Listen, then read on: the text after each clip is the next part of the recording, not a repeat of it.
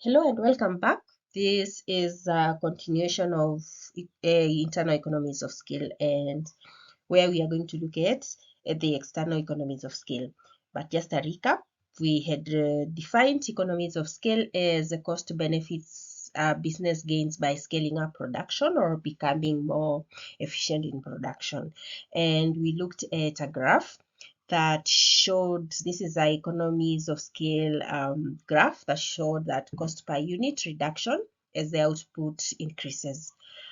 And we indicated that we have two types of economies of scale, and we looked into detail on internal economies of scale, that we said that there are advantages that accrue to a single farm as its production increases, and this is usually independent of what happens to the industry.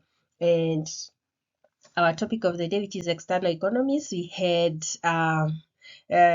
defined it as economies of scale that are achieved because of external factors or factors that affect the entire industry. So let us look into detail on external economies of scale. Previously, we looked at external economies of scale and defined it as the benefits which accrue to a company due to growth of the whole industry. And let us look at some of these benefits. And please note that these benefits are realized by a farm due to its location near other farms. And we previously also had looked at localization of farms. So being localized leads to enjoyment of external economies of scale. And let us look at some of those. First one is labor.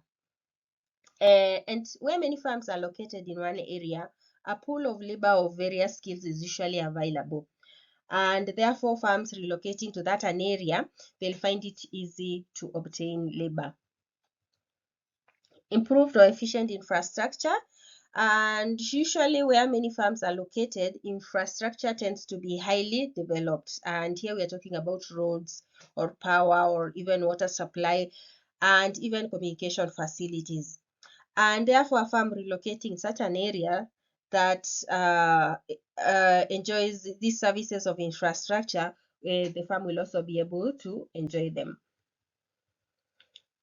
There's ready market, and this is because the surrounding farms may already have set their marketing structures in place, and therefore a company relocating to such an area will be able to enjoy also the ready market that is already set in place. And also efficient waste disposal, and this goes hand in hand with the efficient infrastructure, that such a farm may be able to dispose of their waste products easily because the structures are already in place. And also when it comes to adequate power supply, and this is because there is a large volume of consumption by other farms, and therefore the infrastructure on power supply is also in place. Availability of auxiliary services, and here we are talking about banking, insurance, or even medical care is already set in place, and therefore a farm relocating such a place will enjoy this as an external economies of scale. And that is it about external economies of scale and the benefits that are realized from a farm being located near other farms. Thank you, and kindly watch out for the next video on these economies of scale. Bye bye.